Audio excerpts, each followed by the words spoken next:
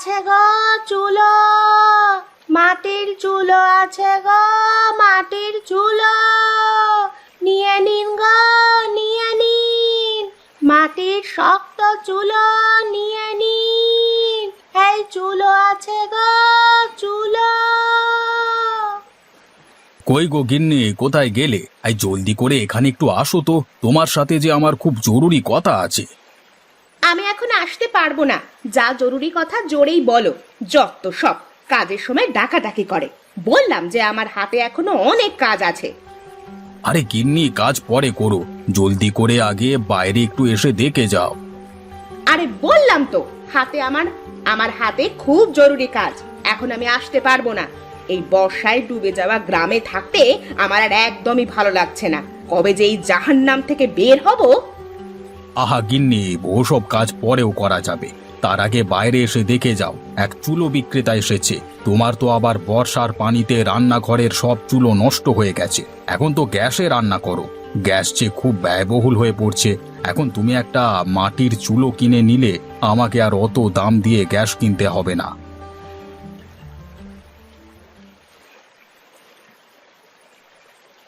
ওই দেখো, এক মহিলা বর্ষার পানিতে হেঁটে হেঁটে মাটির চুলো বিক্রি করছে।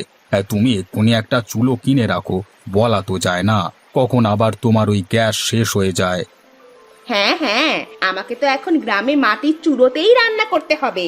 কত করে বললাম এই বর্ষার সময়টা চলো শহরে থেকে আসি, তা না, এখন সে আমাকে এই বর্ষার ভেতরে মাটির চুলো দিয়ে রান্না করাবে।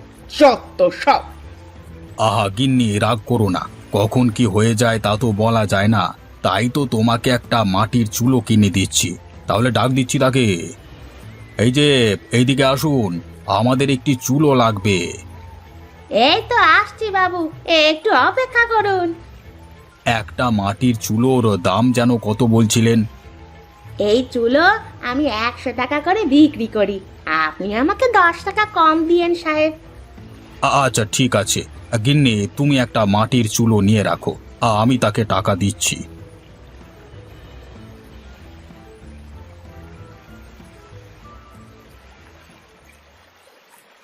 যাক বাবা, আজকে চুলোটা বিক্রি করে ফেলেছি। এবার এই টাকা নিয়ে এখনই বাড়ি যাই। এভাবে প্রতিদিন আমি একটা দুটো করে চুলো বিক্রি করতে পারলে খুব ভালো হবে। বর্ষার দিনে সবাই তো আর বাইরে ঘরে রান্না করতে পারে না।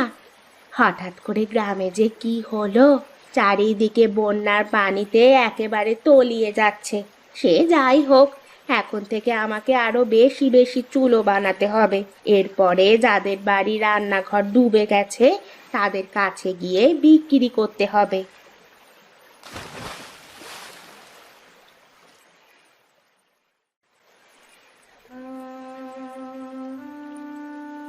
শোনো মতি, তোমার বউ পানিতে পড়ে যাওয়ার কারণে ওর খুব বেশি জ্বর ঠান্ডা হয়েছে, বুঝলে? ওকে কটা দিন একটু বিশ্রাম নিতে হবে। এই সময় ওকে দিয়ে কোনো কাজ করানো যাবে না। আর হ্যাঁ, সময় মতো ওর খাওয়া দাওয়ার দিকেও খেয়াল রাখতে হবে, নইলে এই ঠান্ডা কিন্তু আরও বেড়ে যাবে। আগে ডাক্তার মশাই, ঠিক আছে, আপনি যা যা বলেছেন আমি তাই তাই করব। যেভাবেই হোক আমার বউটাকে দ্রুত সুস্থ করে ফেলবো। বর্ষার কারণে আমার কোনো কাজ নেই। এই বউ আমার বুদ্ধি করে চুলো বানিয়ে বিক্রি করবার বুদ্ধিটা বের করেছে। এখনো চুলো বিক্রি না করলে যে আমাদের সংসার আর চলবে না। তোমাদের গরিবের বিষয়টা আমি বুঝতে পেরেছি মতি, যা হবার তাই হবে, এ নিয়ে অত ভেবো না। তাহলে এবার আমি যাই, তুমি আমাকে আমার ফিসটা দিয়ে দাও তো বাপু।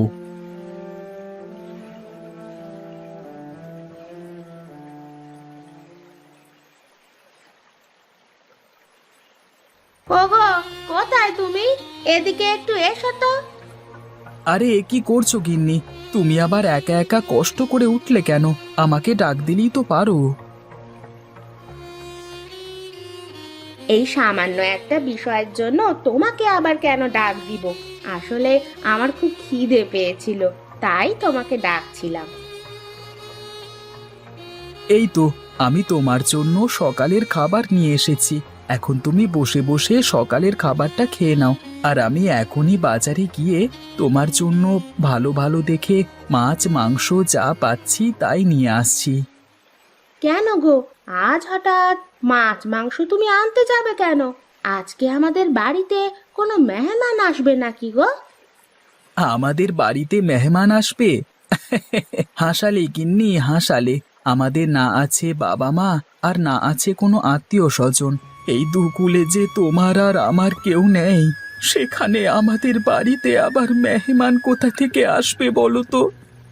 তাহলে যে তুমি এত বাজার করতে চাচ্ছ? সে তুমি বুঝবে না।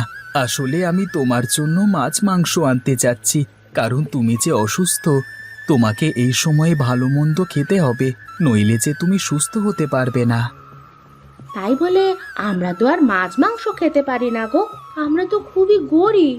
এভাবে সামান্য অসুস্থতায় মাছ মাংস খাওয়া তো আর আমাদের মানায় না গো। ওরকম করে বলো না গিন্নি। মাছ মাংসের কোথাও তো লেখা নেই যে এগুলো শুধু ধনীরাই খেতে পারবে। ধনী গরিব সবাই মাছ মাংস খেতে পারে। তুমি আমার সাথে আর কথা বাড়িও না। এখন জলদি করে তুমি সকালের খাবারটা খেয়ে নাও, আর আমি এক্ষুনি বাজার থেকে আসছি।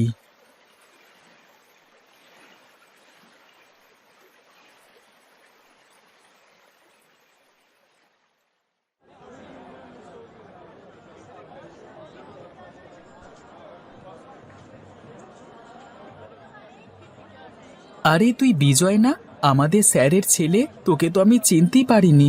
তুই কি আমাকে চিনেছিস বিজয়? আমি মতি। আরে মতি, যে আমাদের ক্লাসের সবচেয়ে গরিব ছেলেটা, আরে তোকে আমি চিনতে পারবো না? আমরা তো ছোটবেলায় একসময় বন্ধু ছিলাম। পরে বাবা আমাকে লেখাপড়া করতে শহরে পাঠিয়ে দেয়, কিন্তু তারপর থেকে আর তোর সাথে যোগাযোগ করা হয়নি। এই তো, আমার কথা দেখছি সব তোর মনে পড়ে গেছে। হ্যাঁ, আমি সেই গরিব ছেলেটা। অনেকদিন পর তোর সাথে দেখা হলো।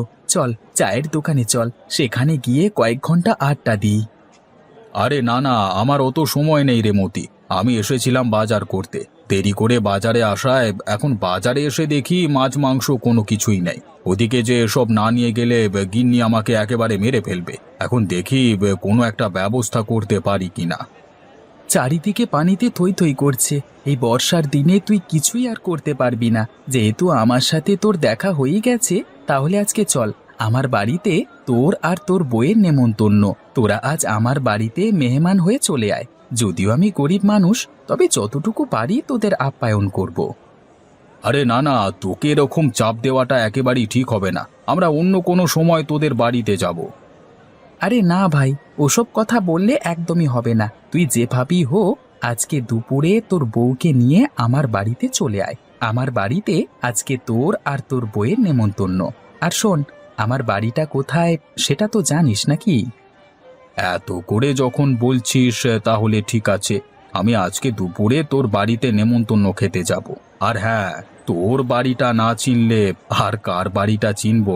সে নিয়ে তুই একদমই ভাবিস না। সময় মতো আমরা চলে আসবো।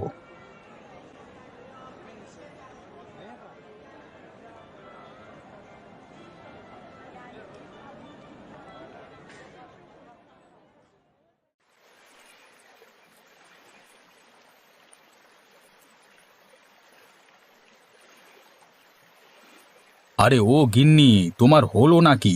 আরে দুপুর গড়িয়ে বিকেল হতে চললো, এদিকে একটা নেমন্তন্ন আছে, সেটা কি ভুলে গেছো? না না, নিমন্ত্রণের কথা আমি অত সহজে ভুলি না। নেমন্তন্ন না খেয়ে কি ঘরে না খেয়ে থাকবো নাকি? দেখছো না আমি রেডি হয়ে আছি। এবারে গিয়ে নেমন্তন্নটা খেয়ে আসি। গিয়ে দেখি তোমার কোন গরিব বন্ধু আমাদের নেমন্তন্ন খেতে ডেকেছে। এভাবে বলো না গিন্নি, হাজার হলেও ও আমার ছোটবেলার বন্ধু। সেখানে গিয়ে দয়া করে তুমি এসব কথা বলো না, এতে যে ওরা কষ্ট পাবে। আমরা হলাম এই গ্রামের সবচেয়ে ধনী। আমাদের সাথে যদি ভালো ব্যবহার না করে, তাহলে আমরাও কাউকে ছাড় দিয়ে কথা বলবো না। হ্যাঁ, এটা তুমি মাথায় রেখো।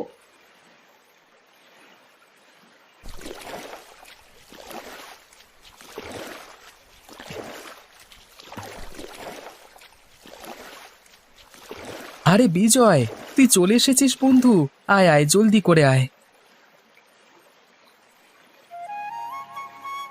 হ্যাঁ হ্যাঁ বন্ধু, চল। গিন্নি চলো, ভেতরে চলো। হ্যাঁ হ্যাঁ, চলো ভেতরে চলো, গিয়ে দেখি কি কি ডাল আর ভাত রান্না করেছে।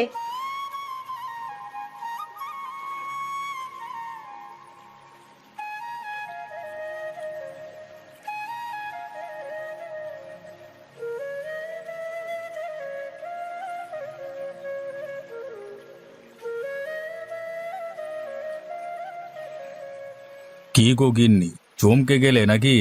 খুব তো গরিব দেখে ঠাট্টা মশকরা করছিলে, এখন দেখো বন্যার দিনে গরিবের অতিথি আপ্যায়ন কেমন। ওগো, তুমি আমাকে অপমান করো না। আমি আসলে আমার ভুল বুঝতে পেরেছি। আমার মনে যে অহংকার ছিল তা আজ এই মতির বউকে দেখে ভেঙে গেছে, যে কিনা নিজে কাজ করে তার স্বামীকে সাহায্য করে। অন্যদিকে আমি যখন যা চাই তাই এনে দেওয়ার পরেও উল্টে তোমার সাথে খারাপ ব্যবহার করি। এভাবে বলো না গিন্নি।